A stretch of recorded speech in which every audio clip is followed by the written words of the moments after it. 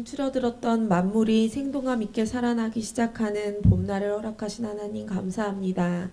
모든 만물이 싹트고 자라나기 시작하는 이 계절처럼 저에게 믿음도 조금씩 자라가게 하시고 하나님께 가깝게 나아가게 하시니 감사합니다. 저희의 마음에 더 큰 갈망을 부어주셔서 뜨겁고 간절한 마음으로 하나님을 찾을 수 있도록 도와주시옵소서. 하나님의 마음이 머무는 곳에 저희의 시선과 마음과 물질이 머물기를 원합니다. 늘 똑같은 일상인 것 같은 우리의 삶이지만 그 가운데서 하나님의 특별하신 이끄심을 깨닫게 하시고 하나님의 마음이 머무는 그곳에 저희의 온 마음과 정성을 쏟아낼 수 있도록 구체적으로 무엇을 하며 살아가야 하는지 깨닫게 하여 주시옵소서. 하나님, 우리 교회의 기도가 더욱 깊어지게 하시고 말씀 읽기를 통해 모든 묶임들이 끊어지고 각 가정 가운데 믿음과 재정 그리고 관계의 돌파들이 일어나게 은혜를 부어 주시옵소서. 하나님, 다음 주에는 우리나라를 잘 이끌어갈 나라의 일꾼들이 선출되는 선거가 있습니다.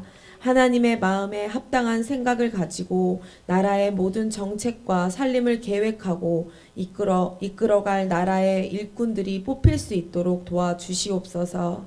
마지막 때에 기도로 준비하며 온전한 하나님의 나라가 이 땅 가운데 설 수 있도록 하기 위하여 우리나라를 사용하여 주시고 우리나라 곳곳에 예비되어 있는 믿음의 사람들이 지치지 않고 하나님의 말씀으로 새 힘을 받아 더욱더 기도에 힘쓰고 행동하는 자리에서 담대히 하나님 말씀으로 나아갈 수 있도록 도와주시옵소서.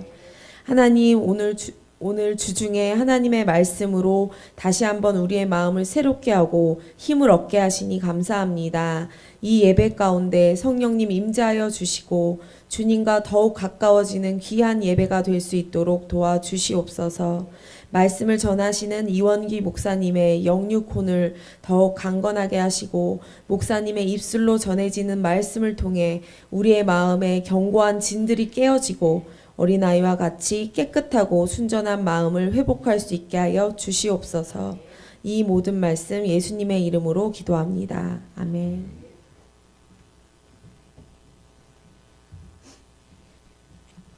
감사합니다. 오늘 말씀은 고린도전서 15장입니다. 고린도전서 15장 35절로 47절까지입니다. 고린도전서 15장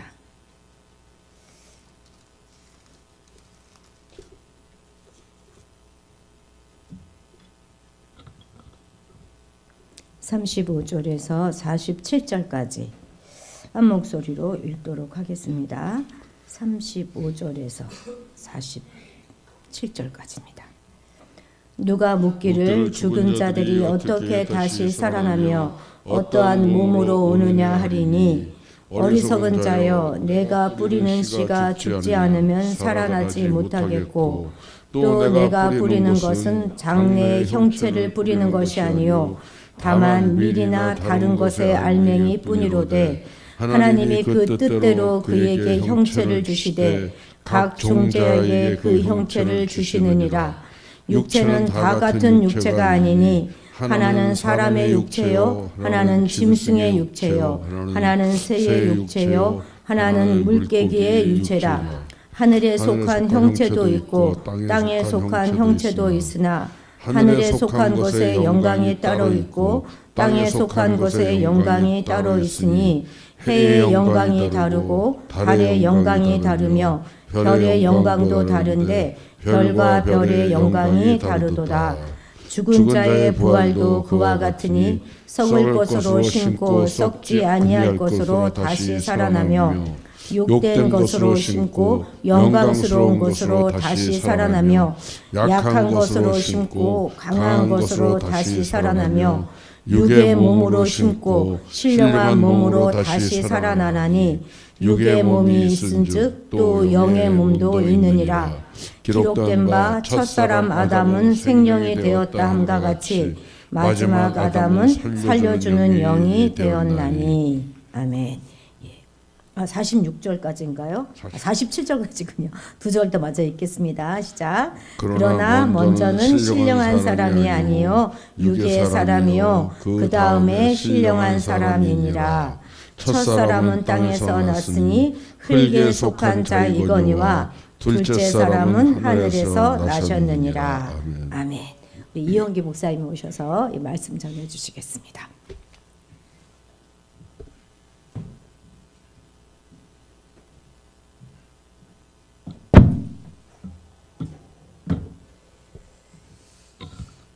잠깐 기도하겠습니다. 사랑의 아버지 하나님 감사합니다. 오늘도 귀한 시간 저희들에게 허락해 주셔서 주님 주신 말씀을 통해서 은혜 받기를 원합니다. 전하는 자나 듣는 자나 한 마음 한 뜻이 되어서 주님 주신 말씀을 통해서 은혜 받을 수 있는 시간이 되게 인도하여 주시옵소서. 감사하며 예수님 이름 받들어서 기도했습니다. 아멘.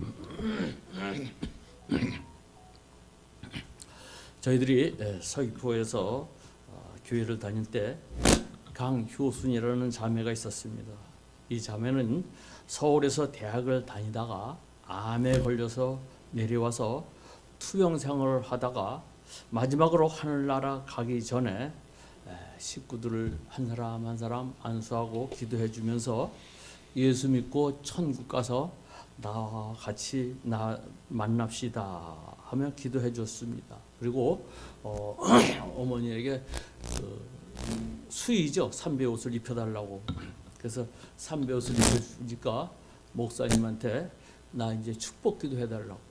그래서 저는 뭐 자기 해달라고 기도하는 줄 알았어요. 그랬더니 목사님이 기도를 해주고 마치니까 숨이 두 번 이렇게 끄덕끄덕 하더니 넘어가서 정말로 자는 것처럼 천국에 가는 모습을 봤습니다. 그런데 그 부모님은 처음에는 딸의 유언을 따라서 어머니는 안 다니겠고 아버지는 딸의 유언에 따라서 교회를 나오더니 어느 정도 시간이 흐르니까 교회를 나오지 않고 신앙과 담을 쌓는 모습을 보였습니다. 그들은 죽으면 끝이지 천국 무슨 천국이냐 하고 부활을 믿지 않았기 때문에 그러다가 교통사고로 그 아버지는 돌아가셨습니다. 딸의 간절한 소원을 내세와 부활을 믿지 않은 거로 천국에서의 만남이 무의로 끝난 모습을 보았습니다. 교회는 다니지만 부활에 대해서 생각들이 각각 다른 모습을 갖고 있다고 합니다. 첫째는 쉼표의 신앙이 있습니다. 사람이 죽어갔습니다. 그 사람의 사랑하는 사람의 유언에 따라서 천국에서 만납시다. 부활 때 만납시다. 라는 말을 믿고 교회를 다니다가 가만히 생각해보니까 이해하기 어렵고 또 세상적인 일에 바빠서 그만 쉬고 싶다라는 생각에 부활의 생각을 접어버렸습니다. 또 마침표 신앙이 있습니다. 과거에는 열심히 믿었습니다. 그러나 신앙생활을 하면서 2000년 전에 부활하신 예수와 지금 나와 무슨 상관이 있느냐 하면서 신앙을 접어버리는 사람도 있습니다. 또 물음표 신앙이 있습니다. 정말로 그런 일이 가능할까? 도저히 상식적으로 이론적으로 말이 안 된 죽었다 다시 어떻게 살아나느냐 그런 마음을 갖고 있으면서 부활절 행사도 참석하고 교회는 다니지만 도저히 믿어지지가 않는 것이었습니다. 마지막으로 이 느낌표 신앙은 부활 자체를 믿고 다른 말은 필요 없습니다. 그 부활한다는 소리에 감격과 환희와 희열에 쌓였습니다.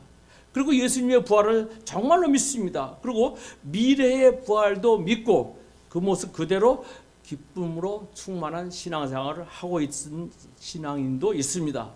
여러분은 어떤 종류의 신앙생활을 하고 있습니까? 대부분의 사람들은요 죽음을 확실한 것으로 인정합니다. 그렇지만 그것을 자기 것으로 수용하지는 않죠.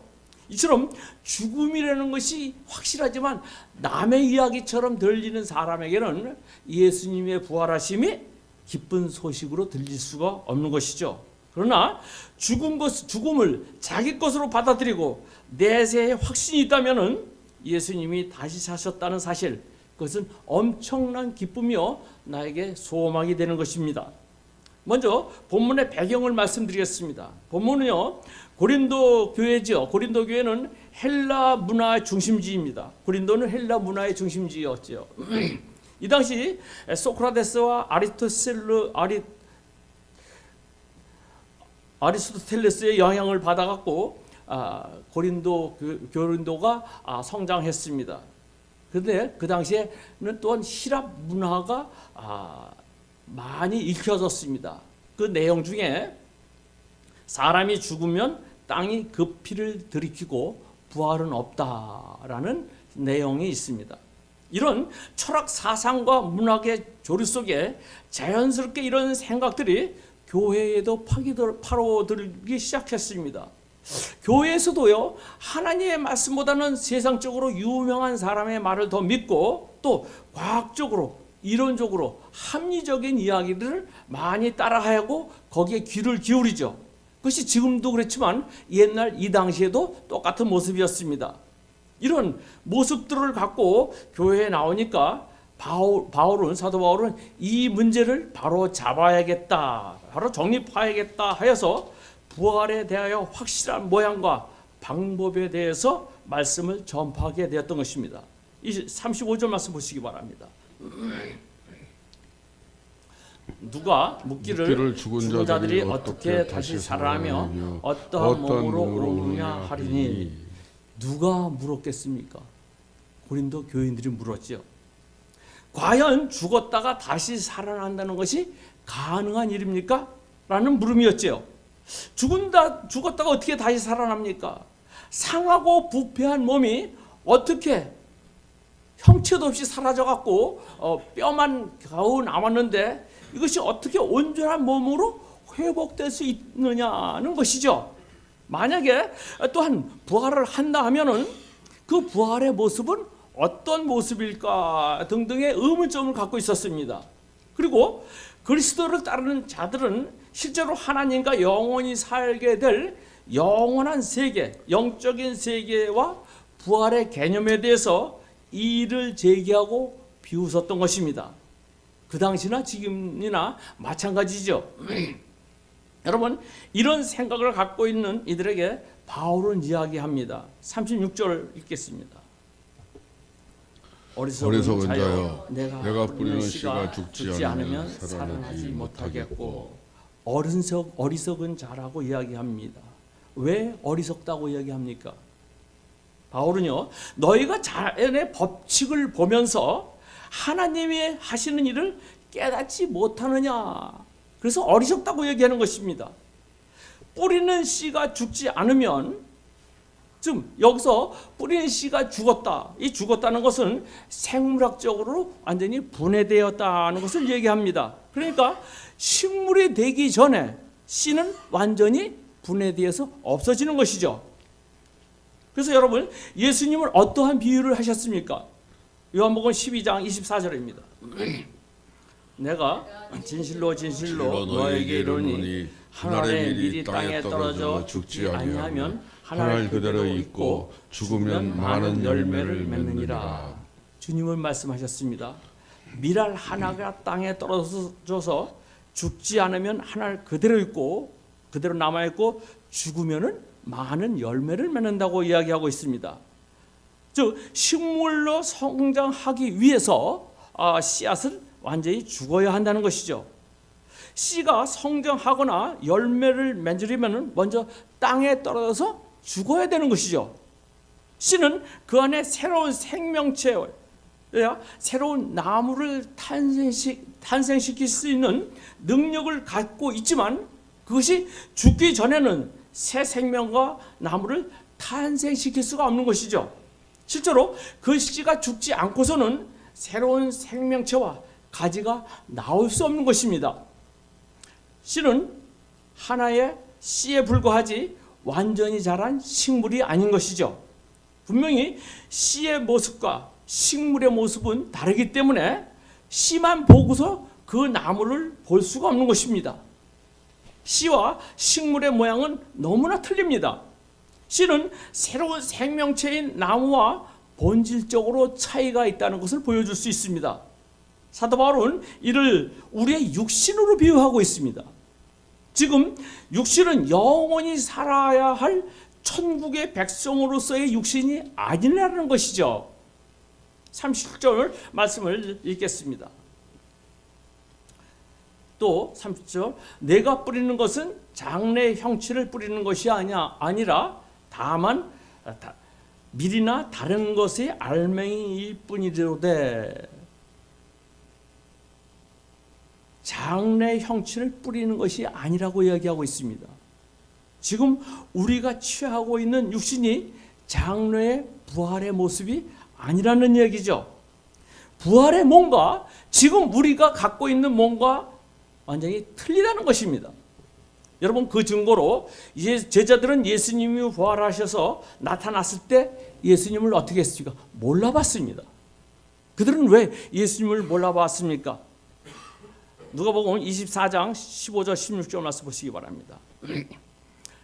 그들이 서로 이야기하며 문의할 때에 예수께서 가까이 이르러 그들과 동행하시나 그들의 눈이 16절입니다. 그들의 눈이 가려져서 그인 줄 알아보지 못하거늘. 엠마오로 가는 제자들에게 예수님은 나타나서 그들과 동행을 하였지만 그들은 예수님을 알아보지 못했습니다. 전에 제자들과 함께 생활하였던 예수님이면 틀림없는데 그 예수님을 몰라봤던 것입니다. 마찬가지로 막달라 마리아도 어떻게 됐습니까? 요한복음 20장 14절 15절입니다. 이 말을 하고 뒤로 돌이켜 예수께서 서 계신 것을 보았으나 예수인 줄은 알지 못하더라. 15절 예수께서 이르시되 여자여 어찌하여 울며 누구를 찾느냐 하시니 마리아는 그가 동산지기인 줄 알고 이르되 주여 당신이 옮겼거든 어디에 뒀는지 내게 이르소서 그리하면 내가 가져가리이다. 똑같이 제자들과 같이 막달라 마리아도 예수님이 서 계신 것을 보았으면서도 그가 예수님인 줄을 몰랐던 것입니다. 만약에요 주님께서 예전의 모습 그대로 부활하셨다면요 제자들이나 막달라 마리아나 몰라볼 리가 없었지요. 그러나 그들은 부활하신 주님을 몰라보았다는 것은 부활의 몸은 현재 우리들의 몸, 우리들의 모습과는 전혀 다른 거룩하고 신령함을 지닌 몸으로 변화되어서 그 앞에 서 있었기 때문인 것이죠. 지금은 생각들이 많이 바뀌었지만 오래전에는요 기독교인들은 화장을 하질 않았습니다. 굉장히 꺼렸습니다. 그 이유가요 형체가 태워져서 없어지기 때문에 부활할 때 부활할 수가 없었기 때문이라는 생각 때문에 화장을 하지 않았던 것이죠. 그리고 산소에 꼭 살아있는 사람처럼 꾸며놓는 것을 볼 수가 있습니다. 저희들이 경주에 한번 갔었는데 경주에 그 장군총이라고 해서 왕들이 살았던 무덤 거기에 보니까 옛날에 왕들이 쓰던 모든 물건들이 같이 묻혀 있더라고요. 이건 무슨 뜻합니까? 그들이 이 세상에서 살던 그대로의 생활을 할 수가 있겠다는 생각에서 이런 일들을 한 것이죠. 여러분 그러나 분명히 우리가 알아야 될 것은 우리들이 죽으면 그 다음에는 전혀 지금의 육신의 모습과는 다른 모습인 것을 이야기하고 있는 것입니다. 39절 40절 말씀 보시기 바랍니다. 육체는 다 같은 육체가 아니니 하나는 사람의 육체요 하나는 짐승의 육체요 하나는 새의 육체요 하나는 물고기의 육체니라. 40절 하늘에 속한 형체도 있고 땅에 속한 형체도 있으나 하늘에 속한 것의 영광이 따로 있고 땅에 속한 것의 영광이 따로 있으니. 39절 보면요 하나님께서 생물을 창조할 때 그 생물들이 살아갈 환경에 맞게끔 구조와 모양을 각각 다르게 창조하신 것이죠. 즉 사람에게는 사람에게 합당한 육체를 주셨고 짐승들에게는 짐승에게 합당한 육체를 주셨고 물고기들에게는 물고기에 합당한 육체를 주었습니다. 40절 말씀은 하늘에 속한 몸도 있고 땅에 속한 몸도 있다고 이야기하고 있어요. 하늘에 속한 몸들의 영광과 땅에 속한 몸들의 영광이 절마다 다르다는 것입니다. 이것은 현재의 몸과 부활할 몸이 누리게 될 영광에는 차이가 있다는 것을 이야기합니다. 즉 부활한 후에 성도들의 몸은 완전히 변화가 되어서 하늘의 영광에 속하게 된다는 것입니다. 이 세상에 일시적이고 보잘것없는 땅들의 영광에 속하지 아니하고 하나님의 영광에 속하여서 하나님과 동고동락을 할 수 있다는 것이죠. 그러니까 이 땅에서의 장애인으로 살았다 하더라도 하늘나라에서는 전혀 다른 모습, 장애인이 아닌 하나님의 영광에 속한 모습으로 살아간다는 것입니다. 이 말씀을 근거해서 저는 먼저 하늘나라에 간 둘째 아들 창룡에게 이야기를 해줬습니다. 너는 하늘나라에서는 지금의 너의 모습이 아니라 너는 완전히 다른 천사와 같은 모습으로 살아갈 것이니까 걱정하지 말고 그 나라에 가라고 이야기를 해줬었습니다. 그러나 사과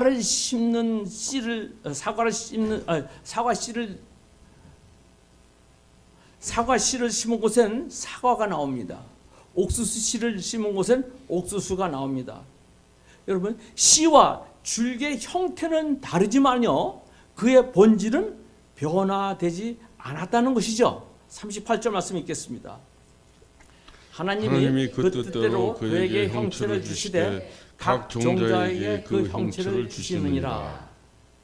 곧 각각의 씨에게 각각 고유한 몸을 주신 것입니다. 즉 종자와 씨의 형태에 종자와 씨에 맞는 형태를 주셨다는 것이죠. 이것은 무엇을 얘기하고 있습니까? 생명의 연속성을 얘기합니다.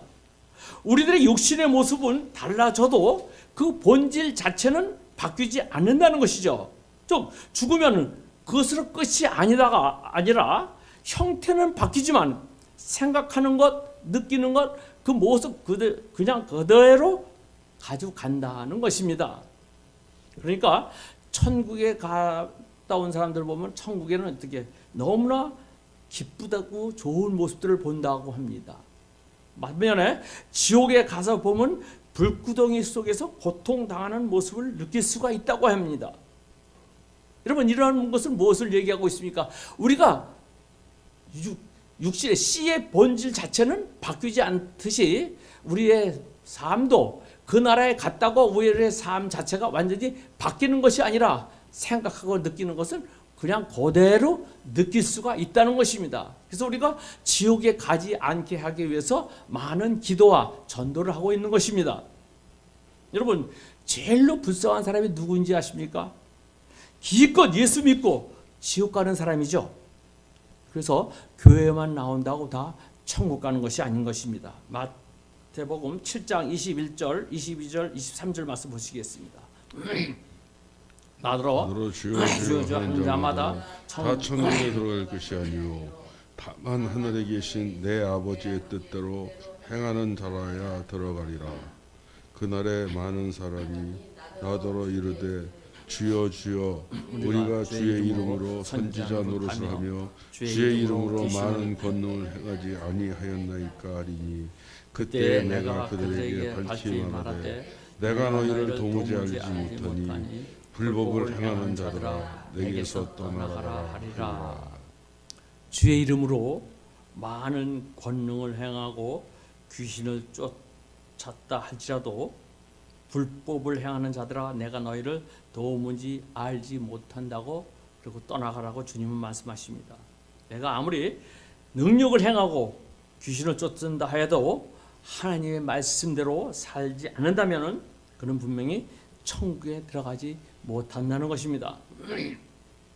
제가 처음 교회에 나가서 처음 나갈 때 총각 때 부흥회를 참석했는데 그 부흥회를 인도하시는 목사님이 제가 보기엔 굉장히 은혜스럽지가 않더라고요. 꼭 코미디 같은 이야기만 해서 웃기기만 하였지 전혀 말씀과 상관없는 얘기만 하더라고요. 그래서 제가 한 이틀 참석을 하지 않았습니다.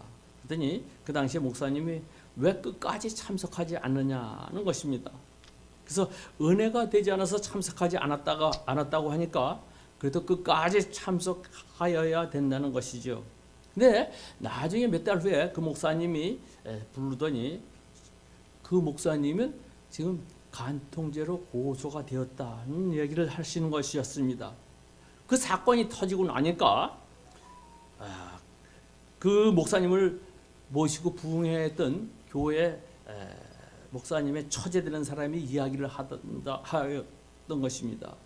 형부, 이 이야기를 하지 않으려 했는데 그 목사님이 체포되었다고 하니까 이 이야기를 안 할 수가 없네요. 안수 기도를 했는데 그 목사님이 자기를 안수 기도했는데 가슴을 막 주물렀다는 것입니다. 그 버릇이 결국은 계속 이어짐으로 인해서 간통을 하여서 그 사모님이 간통죄로 고발을 해갖고 공항에서 체포됐는데 교단에서 나와서 교단에 창피니까 거기서 취하해달라 해서 취하하였다는 이야기를 하는 것이었습니다. 여러분, 분명 주님 말씀처럼 말씀을 전하여서 많은 사람에게 은혜를 끼쳤다 할지라도 그는 분명 불법을 행하였던 것이죠. 여러분, 분명 천국과 지옥은 있습니다. 그래서 불법을 행하여서 기껏 예수 믿고 지옥 가는 일이 없는 여러분이 되시길 바라겠습니다. 여러분, 구원받은 백성은 어떠한 모습으로 변화되었을까요? 42절 말씀 보시기 바랍니다. 죽은 자의 부활도 그와 같으니 썩을 것으로 심고 썩지 아니할 것으로 다시 살아나며, 썩을 것으로 심고 썩을 몸으로 묻히지만 썩지 않을 것으로 다시 살아난다. 즉 썩지 않은 모습으로 다시 살아난다는 것은 육신이 변화된 모습으로 살아난다는 것이죠.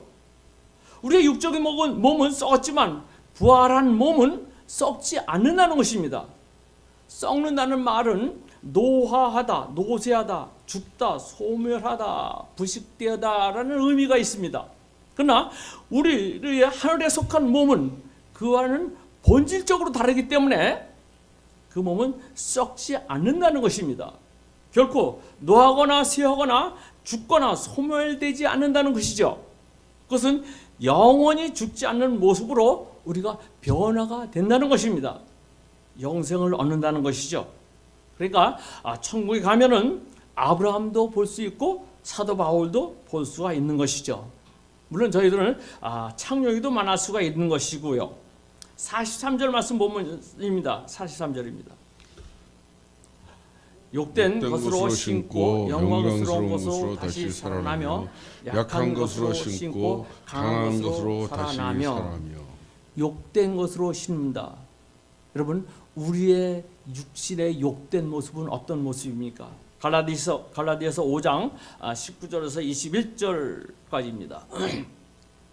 육체의 일은 분명하니 곧 음행과 더러운 것과 후색과 우상 숭배와 주술과 원수 맺는 것과 분쟁과 시기와 분냄과 당지는 것과 분열함과 이단과 투기와 술 취함과 방탕함과 또 그와 같은 것들이라. 전에 너희에게 경계한 것 같이 경계하노니 이런 일을 하는 자들이 하나님의 나라를 유업으로 받지 못할 것이요. 이렇듯 육체는 음행과 우상 숭배, 시기, 분쟁, 당짓는 것, 방탕한 것, 이 수많은 제목으로 욕된 몸이 된 것입니다. 이런 욕된 육신을 죽음과 함께 어떻게 합니까? 묻어버립니다. 그리고 성도의 부활할 때, 성도가 부활할 때는 이 욕된 몸은 완전히 다른 영광스러운 몸으로 변화가 되는 것이죠. 마태복음 22장 30절입니다. 부활할 때는 장가도 아니가고 시집도 아니가고 하늘에 있는 천사들과 같으니라. 부활할 때는 장가 시집 가지 아니하고 하늘에 있는 천사들과 같이 변한다는 것입니다. 변화산에서 예수님이 영광스럽게 변한 것처럼 우리들의 몸도 영광스럽게 변한다는 것입니다. 다시 말해서 우리 현재의 몸은 매우 약합니다. 또한 우리의 의지도 매우 약합니다. 그래서 조금만 주위의 기온이 온도가 달라지면 감기 걸리기도 하며, 조그만 시험을 당하여도 또한 유혹을 당하여도 넘어지기 쉽습니다. 그러나 우리가 부활할 때는 우리의 몸은 강해집니다. 그래서 더 이상 육체의 질병이나 고통은 그 다음에 시험이나 유혹도 당하지 않습니다. 오직 하나님만 찬양하며 영원히 살 수 있는 강한 몸으로 우리가 다시 살아나는 것입니다. 44절 말씀 보시기 바랍니다. 육의 몸으로 신고 신령한 몸으로 다시 살아나니 육의 몸이 있은즉 또 영의 몸이 있느니라. 육의 몸으로 신고 신령한 몸으로 다시 살아난다. 즉 육의 몸은 묻히지만 영적인 몸은 다시 살아난다는 것입니다. 육적인 몸이 죽고 영적인 몸이 다시 살아나는 것을 얘기해 주고 있죠. 육의 몸, 즉 썩어질 몸이고 욕된 몸, 약한 몸입니다. 이런 육의 몸은 영생에 이르는데 부적절한 몸이죠. 그러나 신령한 몸, 영의 몸으로 육의 몸과는 달리 썩지 아니하는 몸, 영광스러운 몸이며 강한 몸입니다. 이런 신령한 몸은 지금도 우리가 상상할 수 없는 새로운 몸으로 영원히 살아갈 수 있다는 것입니다. 지금 우리가 가지고 있는 육의 몸은 무덤에 심겨지고 부활할 때는 옛 몸의 실체는 완전히 변형이 되어서 새로운 영광을 입은 신령한 몸으로 다시 살아나게 되는 것이죠. 지금은 우리가 이 세상에 적합한 몸, 육신의 몸을 가지고 있으나 부활한 후에는 하늘나라에 적합한, 즉 영원히 살 수 있는 신령한 몸을 가지게 된다는 것입니다. 사도 바울은 부활이 없다고 하고 있는 그리스도인들에게 바울은 부활하심의 확실성과 그리고 부활할 때의 변화된 모습을 고린도 교인들에게 증거하고 있습니다. 여러분, 첫 번째 아담과 두 번째 아담 그리스도는 둘 다 일반적으로 인간의 생식 밖에서 이 세상에 바깥에서 통해서 이 세상에 오셨습니다. 인간의 생식에 의해서 이 세상에 오신 것이 아니죠. 첫 번째 아담은 하나님의 형상으로 창조되었습니다. 그리고 두 번째 아담이신 예수님은 성자 하나님께서 마리아의 몸을 통해서 이 땅에 오셨습니다. 이들은 순전하고 흠이 없으며 죄인들과는 분리되었습니다.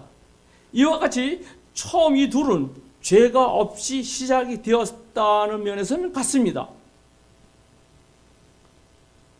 이 두 아담은 스스로 행할 수 있는 의지가 있었습니다. 그러나 첫 번째 아담은 유혹을 견디지 못하고 시험에 빠져서 죄를 범하였으며 두 번째 아담인 예수 그리스도는 사단의 유혹을 물리쳤습니다. 그리고 승리하셨습니다. 첫 번째 죄를 범한 아담은 그 안에서 무수한 후손을 탄생시켰습니다. 그런데 그들은 모두 정욕과 야망과 이심과 불신으로 가득 찬 죄인의 후손들이었습니다. 따라서 그가 세상에 미친 영향을 세상을 모두 죽게 만든 것이었죠. 그러나 둘째 아담 역시 예수님도 이 세상에 지대한 영향을 미쳤으나 그것은 세상을 살리는 것이었습니다. 그의 후손은 화평과 평안 가운데 있게 하였습니다. 47절 말씀 보시기 바랍니다. 첫사람은 땅에서 태어났으니 흙에 속한 자이거니와 둘째 사람은 하늘에서 나셨느니라. 첫째 아담과 땅에 속한 아담, 그의 후손은 죄의 열매인 사망을 남긴 반면에 두 번째 아담, 하늘에서 난 예수 그리스도는 그를 믿는 자에게는 영생을 주기 위한 의를 심었다는 것입니다. 하나님은 인간을 창조하시고 그를 에덴 동산에 두시면서 생명의 언약을 맺으셨습니다. 그러나 아담은 하나님과의 언약을 스스로 파기함으로 죽을 수밖에 없는 존재가 되었고 그 안에서 태어난 그 후손들도 죽음을 물려받게 되었던 것입니다. 그러나 죄 없으신 예수님께서는 친히 육신의 몸으로 이 땅에 오셔서 하나님의 의를 성취하시고 죄인을 위하여 십자가에 달려 돌아가심으로 그를 믿는 모든 자에게 생명과 의를 주셨습니다.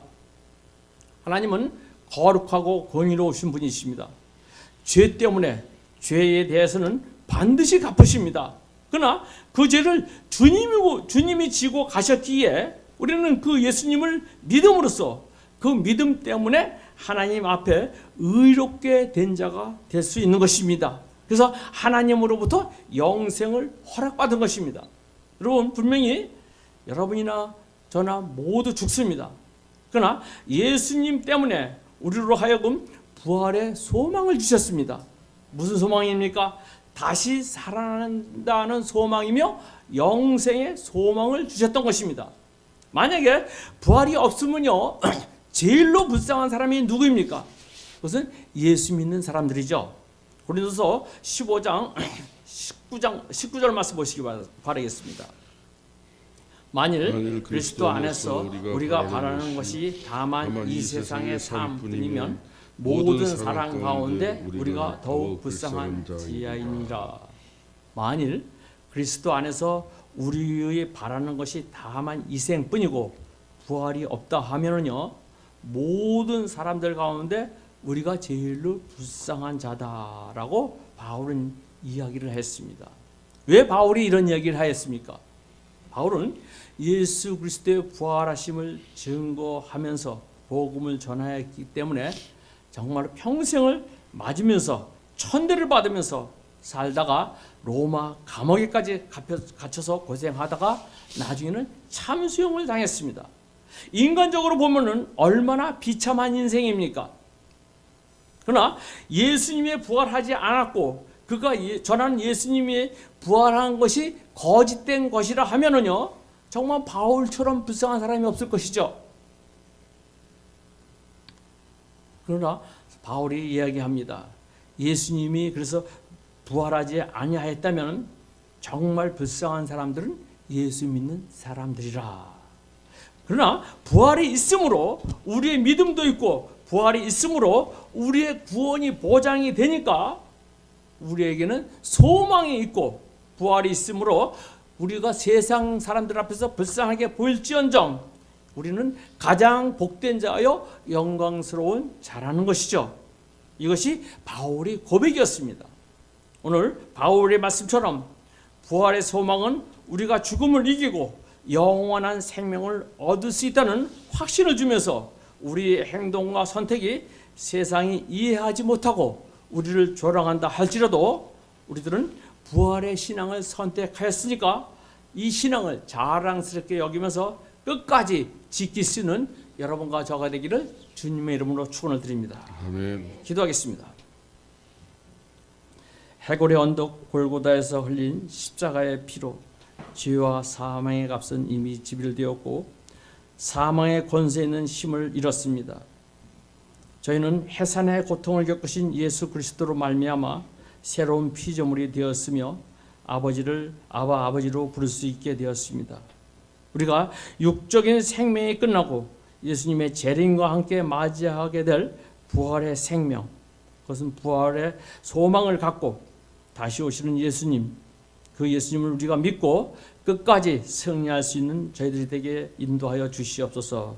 예수님 이름 받들어서 기도했습니다. 제가 청년 때 누가 얄궂게 저한테 그렇게 물어봤는데, 너는 부활이 없다면 너는 계속 교회 나갈 거니? 이렇게 이제 안 믿는 학교 선배가 물었는데, 그때는 그걸 잘 몰랐어요. 이 질문이 무슨 말인지. 제가 벙쪄가지고 그러면 어떻게 해야 되는 거지? 이렇게 고민했던 적이 있었던 것 같아요. 근데 우리 친구들은 그런 일은 있을 수 없죠. 부활이 분명히 있잖아요, 그죠? 예수님의 빈 무덤, 지난 말씀 들었고 오늘도 귀한 말씀 들었죠. 확실한 이 부활의 믿음을 가지고 살아갈 수 있게 되기를, 그런 세상이 유혹하고 우리를 흔들려고 하는 그런 말에 흔들리지 않고 그런 궤변에 넘어가지 마세요. 분명히 부활은 있고 그것을 우리 성경이 증명하고 그 역사가 증명하고 있는 사실이잖아요. 예, 우리 부활에 확실한 믿음을 가지고 우리 삶을 살아가게 하십시오. 그것이 굉장히 중요한 거예요. 예수님이 이겼기 때문에 우리는 어떤 곳에서도 이길 수 있는 거죠. 그 신앙을 가진 자와 갖지 않은 자는 진짜 천지 차이입니다. 어려서부터 확실한 그런 믿음 안에서 쉼표의 신앙도 안 되고 마침표의 신앙도 아니고 물음표의 신앙도 아니고 정말 주님 살아나셨어요 하는 마침표의 신앙을 가지고 끝까지 갈 수 있기를 우리 기도합시다. 그래서 천국의 그 길에서 떨어지지 않도록 세상에서 가장 불쌍한 자 안 되도록 날마다 예배당 발은 드렸는데 눈 떠보니 지옥이야. 이런 일이 있으면 안 되겠죠. 그죠? 돌이킬 수 없어요. 그때는. 그러니까 정말 우리는 천국에 가는 그 길에서 떨어지지 않는 확실한 믿음을 가지고 살아갈 수 있기를 위해서 기도합시다. 그래서 그 신앙으로 그 신앙만 가지고 있으면 안 되죠. 그 신앙이 있으니까 우리의 인생의 모든 길에서 승리하며 살아. 어떤 낙심이 오거나 어려움이 오거나 고난이 온다 할지라도 그 믿음으로 살아갈 수 있게 되기를 위해서 기도하십시오. 또 세 번째는 부활의 신앙을 가지려면 어떻게 해야 되죠? 죽어야 돼요. 죽어야 돼요. 죽지 않은 사람은 절대 부활할 수가 없어요. 예수님이 십자가에서 죽으셨기 때문에 부활하신 거예요. 우리가 죽지 않으면 결단코 부활할 수 없습니다. 예. 죽지 않았는데 부활한다고 생각하는 건 어리석은 일이죠. 죽어야지만 부활하는 거예요. 어떻게 죽어요? 어떻게 죽는다 그랬죠? 우리 몸이 죽을 수는 없으니까 우리의 자존심이, 우리의 자아가 철저히 죽어야 예수의 이름으로 다시 살 수 있는 거예요. 내 고집 부리지 마세요. 네. 고집 부리지 않고 정말 자아로. 우리 친구들 진짜 중요해요. 네. 고집 피고 내 자존심 내세우고 그렇게 살 것이 아니라 하나님의 말씀에 비춰서 살아가야 된다는 거 꼭 깨닫고 죽을 때 죽고 분명하게 죽음으로 한 알의 밀알이 땅에 떨어져 썩어야 되잖아요. 죽어야 되잖아요. 죽음으로 다시 사는 그런 삶을 살아갈 수 있게 해달라고 우리 간절히 기도합시다. 우리가 정확하게 우리 친구들이 다 이해 못할 수도 있을 것 같아요. 다 이해 못하지만 입술로 하는 거죠. 내가 죽기 원합니다. 주님과 함께 내 십자가 지고 가겠습니다. 그래서 주님 안에서 승리하고 또 부활할 수 있는 그런 삶을 살게 해달라고 우리 간절히 기도합시다. 우리 주님의 이름을 크게 부르고 하나님 우리에게 부활의 참 신앙을 허락하여 주시옵소서. 그래서 세상 사람들이 볼 수 없는 것 보게 하시고 세상 사람들이 이해할 수 없는 것 바라보며 살아가는 그런 자들 될 수 있도록 하나님 도와 주옵소서. 우리가 어려서부터 신앙생활하였고 또 모태부터 신앙을 가지고 태어났지만 그러나 가장 불쌍한 자 되어 어리석은 자들이 사는 것이 아니라 부모의 신앙 아니고 내 신앙으로 주는 그리스도시요 하나님의 아들이십니다 고백하며 부활하셔서 영원히 사시는 그 하나님을 따라가는 그 주님을 따라가는 그런 우리 믿음의 다음 세대들 될 수 있도록 하나님 아버지 함께하여 주시기를 간절히 간구하고 원합니다. 저들이 살아가는 세상이 참 험난하며 힘들고 감히 우리가 지금은 생각지도 못할 그런 아버지 세상이 펼쳐질 것인데 그 세상을 살아가며 부활의 신앙으로 넉넉히 이겨갈 수 있도록 하나님 도와주시옵소서. 저들을 유혹하는 그 어떤 궤변이나 어떤 아버지 불신의 말들에 흔들리지 아니하도록 하나님 아버지 함께하여 주실 뿐만 아니라 하나님 아버지 넉넉히 자신의 십자가를 지고 따라갈 수 있도록 하나님 도와주시고 어려서부터 한 알의 밀알이 땅에 떨어져 썩어야 열매를 맺을 수 있는 그 진리를 깨달아 스스로 나를 내어주며 하나님 아버지 자아를 죽이며 자아를 부인하며 살아가는 이 아이들 될 수 있도록 하나님 아버지 함께하여 주시옵소서. 늘 주님 음성을 들려주시옵소서. 강한 손으로 붙잡아 주시고 정로로 걸어갈 수 있도록 하나님 아버지 함께하여 주시사 저들의 인생이 좌로나 우로나 치우침 없이 걸어갈 수 있도록 하나님 아버지 함께하여 주시기를 간절히 간구하곤 합니다. 우리가 우리 심령 가운데 떨어진 그 말씀의 씨앗들이 자라나게 도와주시옵소서. 의심 없이 살아갈 수 있도록 하나님 아버지 함께 하시며 평생 주 안에 살다가 주를 위하여 크게 쓰임받는 믿음의 일꾼 될 수 있도록 하나님 도와주시옵소서. 우리의 삶을 인도하실 임마누엘 되시는 예수님의 이름으로 기도드렸습니다. 아멘.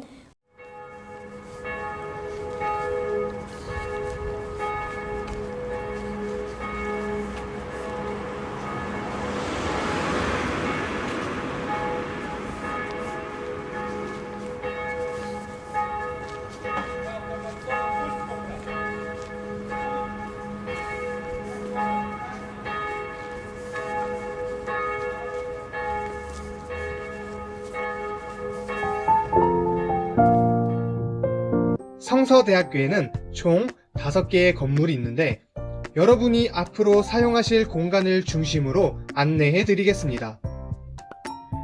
먼저 정문으로 들어오시면 오른쪽으로 보이는 푸른색 건물이 갈멜관입니다. 저희 대학원은 갈멜관 3층에서 채플과 신학대학원 수업이 있습니다. 갈멜관 좌측에 있는 건물은 모리아관입니다. 이 건물 1층에 대학원 원우회실이 있습니다. 원우회실에 대한 자세한 안내는 다음 영상에서 소개하겠습니다. 모리아관을 지나서 학교 가장 안쪽에 있는 건물은 1립관입니다. 1립관에는 사회복지, 보육, 간호학과 교실이 있으며 4층과 7층에 교수 연구실이 위치하고 있습니다. 다음은 미랄관입니다. 미랄관 지하 1층에는 로고스 홀이 있습니다. 미랄관 1층에는 카페와 북카페가 있으며 3층과 4층은 도서관입니다. 마지막으로 복음관입니다. 복음관 1층에는 대학교 교학처와 인립신앙교육부가 있습니다. 채플은 월요일과 목요일 오후 6시에 있으며 총 참석 일수의 75% 이상 참석하셔야 합니다. FT는 매년 1학기에 신앙과 공동체 함양을 위해 2박 3일간 진행됩니다. 미랄신앙 훈련은 졸업하기 전에 꼭 한번 참석해야 하며 방학 때 포천 미랄훈련센터에서 2박 3일간 있습니다. 복음관에서는 주로 상담과 신학과 수업이 진행되며 5층에는 교수 연구실이 있습니다.